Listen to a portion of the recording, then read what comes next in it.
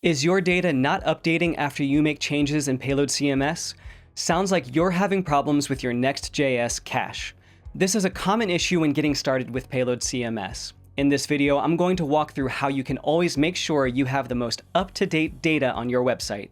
If you want to follow along, you can find the sample repo in the description. I've set up a basic project to get started using the Payload CMS blank template. I added a pages collection with a title, slug, and text field. I also added a way to render those pages on the front end in my front end folder. If the page doesn't exist, Next.js renders a 404 because I included the Next.js not found function. All that is in the sample repo I mentioned a moment ago. To keep things simple, my project has a home page and an about page. I won't include anything about design so we can stay focused on the topic at hand. Before we jump in, Payload CMS and Next.js are two of the many modern web dev topics I cover on my channel. So if you enjoy that type of content, be sure to subscribe to my channel. Let's dive in. Static site generation converts your dynamic pages into static HTML pages. In my case, I'll be using Next.js as my static site generator. The build process will take my React code and convert it into lightweight HTML pages. Static site generation speeds up page load times.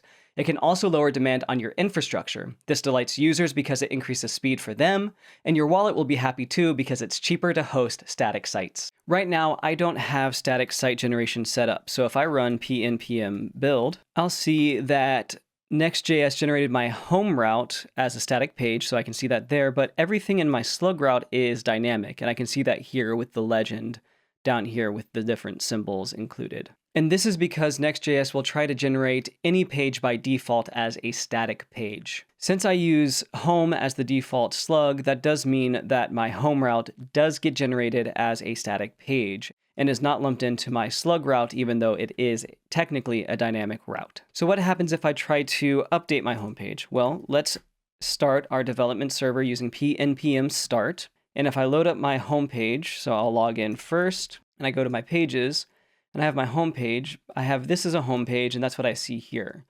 Let's add test to the end of that.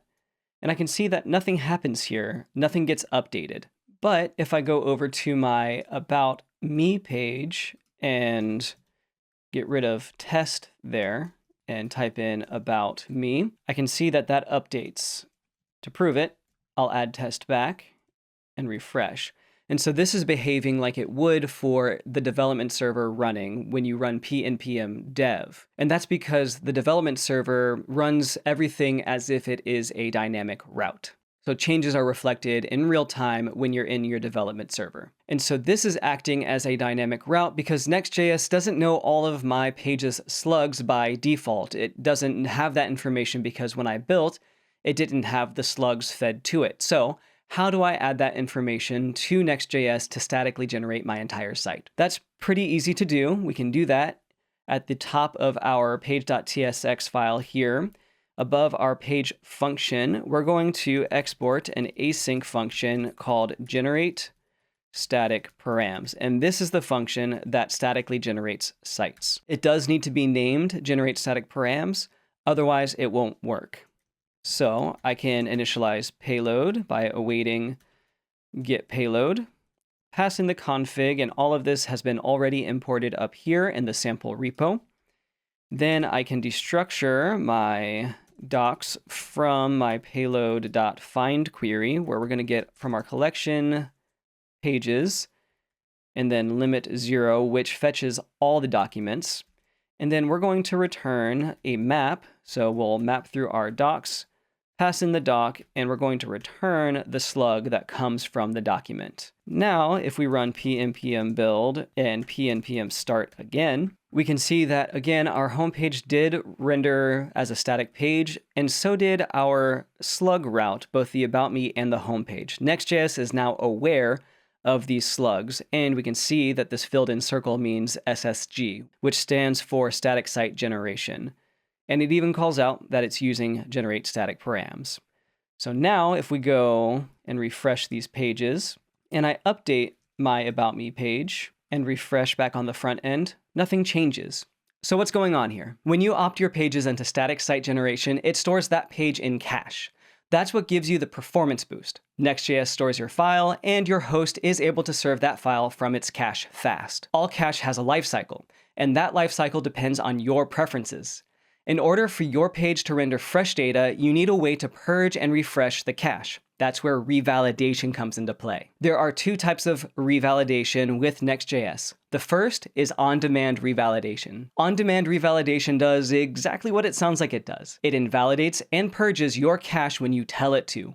You have the option to revalidate by path or by setting a cache tag to your request. When you use on-demand revalidation, Next.js will only revalidate your document by your trigger or a rebuild. You'll want to use this anytime you want data to update based on an event. Payload CMS makes it easy to use on-demand revalidation with its hooks system. For example, if you want to update a page after you make an update, you can put that in place by using an after change hook. Let's take a look. We'll create a new TypeScript file in our source directory, and this is going to be in our collections. We're going to create a new folder called hooks just to keep it separate, and the TypeScript file is going to be called revalidatePage.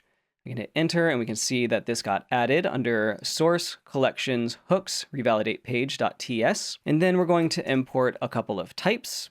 So I'll type in import type from payload, and we're going to get the collection after change hook and the collection after delete hook. And we'll come back to that in just a second.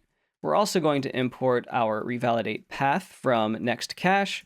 And one last thing, we're going to import our type page from our payload types. We can now export a constant called revalidatePage, which will take the type of collection after change hook. And we're going to pass in our page type. Then we can get our doc and our request, which will pull out payload. In the function, we can create a new constant called path, which will check if the document's slug is equal to home. If it is, we'll return the /. Otherwise, we'll return the doc slug. We will also log in our server a bit of information, which will just say revalidating page at path. And then we will actually revalidate the path of path and then return the document. We'll do something similar for revalidate delete. So I'm going to copy this and we're going to change revalidate page to revalidate delete. This will be a collection after delete hook.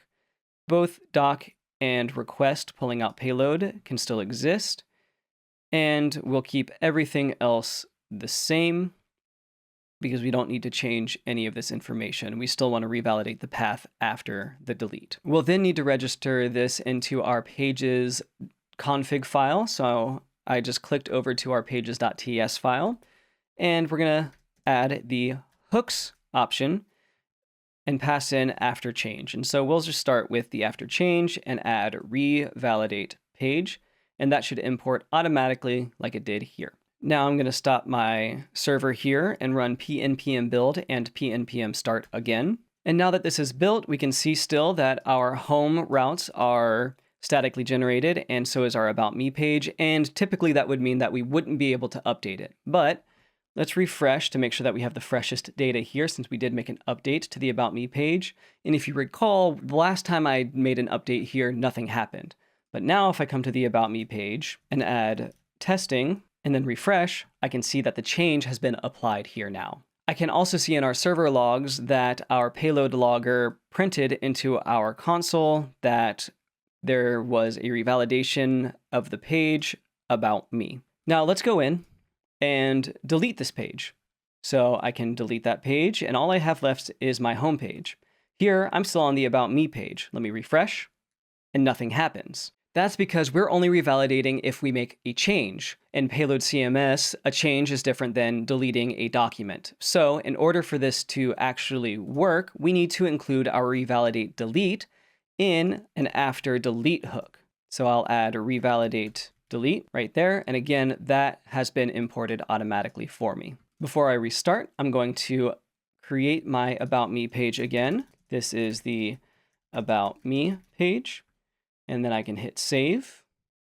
Then I will build and start once more. Now this has built. I still have my About Me page here, but if I come in and hit delete and confirm, no more About Me page, and if I refresh, I now get a 404 because this page can no longer be found. That's it for on-demand revalidation, so let's add the About Me page back, About Me page, and I can save this. And let's talk about the second type of revalidation. The other type of revalidation is time-based revalidation. Again, this revalidation does what it says it does. It invalidates and purges your cache based on a timed interval. You'll want to use this on routes that need infrequent updates. You can use time-based revalidation by adding at the top of your file an exported constant called revalidate, and I'm going to set this to 5 seconds. And then I'm going to come over to my frontend page.tsx, which just has the page template. And we're also going to import our revalidate constant and then export revalidate. That way we can see the transformation on both the home page and the About Me page. I'm also going to add a logger to provide information that the page has been revalidated. This means the cache will revalidate every 5 seconds. After that, if there's a change, the first request will still see stale data. But that first request also purges the cache. So when the next request comes through, it will see the fresh data.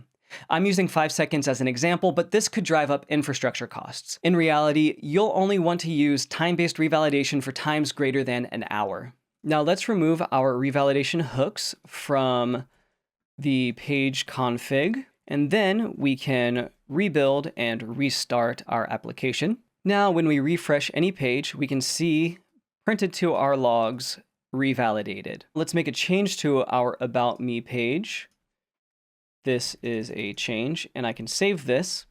And now when I refresh, nothing will happen. But we do see that the page has been revalidated. That's because we've only sent one request through. That means we're still seeing stale data. We can see this change has been included when we refresh the page. And with that, you now have a strong understanding of time-based revalidation. But what if you have a blog index page that displays all your blog posts? If you update one of those post titles, you won't see that change reflected on the blog's main page. Let me show you what I mean. I'm going to come over to our page.tsx file, and I'm going to get rid of the revalidate constant up here and make that change here as well. And then I will also comment out our logger. And I'm going to do another payload query where we're going to get our docs. We're going to await payload.find, get from our pages collection, and get all of our documents. And then underneath our paragraph here, I'll check if the slug equals home. And if it does, we will use an unordered list where we'll include docs in a map, and we'll do a set of list items in that map with a key of doc ID, and then we'll just provide the doc title. Now, before I restart my server, I need to go back to my pages config and add the hooks back. And when I rebuild and restart my application, I can go to the home page. I can see the list of all of my document titles here with About Me and Home. But if I come to the admin panel and I try to update the title of About Me test, I can see that the page has been revalidated. But if I refresh, nothing changes here. If I go to the About Me page, I can see the change apply after I refresh. So our on-demand revalidation isn't working here because it's only working on the one specific route that we specified in our hooks. We could include time-based revalidation to cover this, but I don't want to wait for that data to update. Since we would use values of an hour or more for time-based revalidation, it doesn't make sense to use that for this use case. So what can you do? If we change how we query our data, we can use tags to control this caching behavior. Let's use unstable cache from Next.js.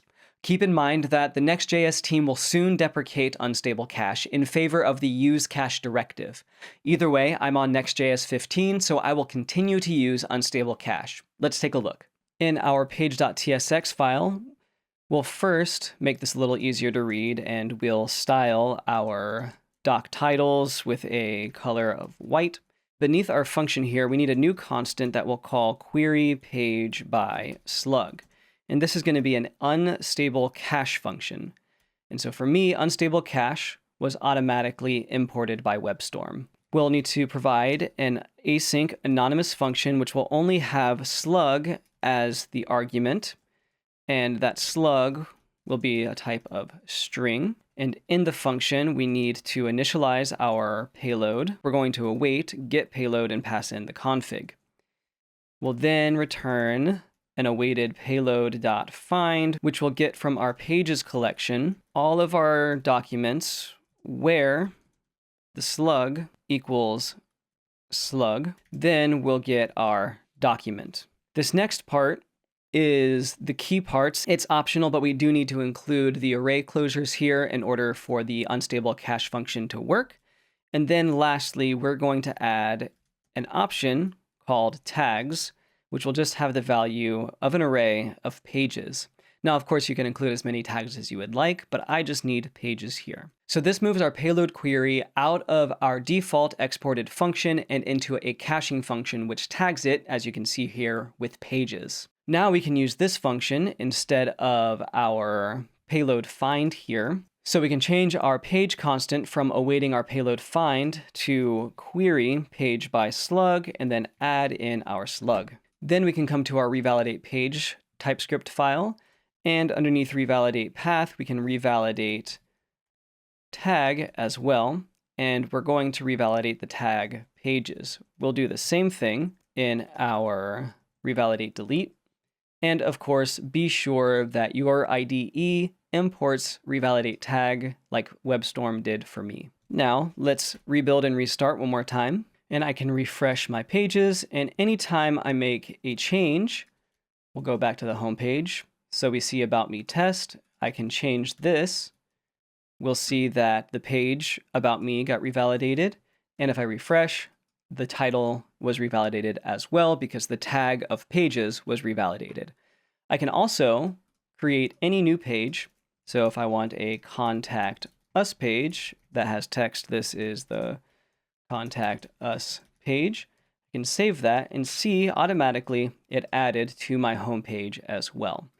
Now, of course, I can go to the contact us page and see the information there and delete the page, get a 404 here, go back to the home page and see that it has been removed from the home page as well. You now have a project that stays up to date with the information in your database. As you update, create, and delete new documents, you'll see those changes reflected on your front end using the caching methods I covered in this video. I hope you found this video helpful. If you want more helpful information like this, please like the video and subscribe to my channel. My newsletter is also a great resource to pick up more helpful tips and tricks like this one. There's a link to subscribe to my newsletter as well as a way to support me on Patreon in the description. You can learn more about how to fetch data with Next.js in the video on the left. If you want to learn more about Payload CMS hooks, the playlist on the right can help you with that. See you in the next video.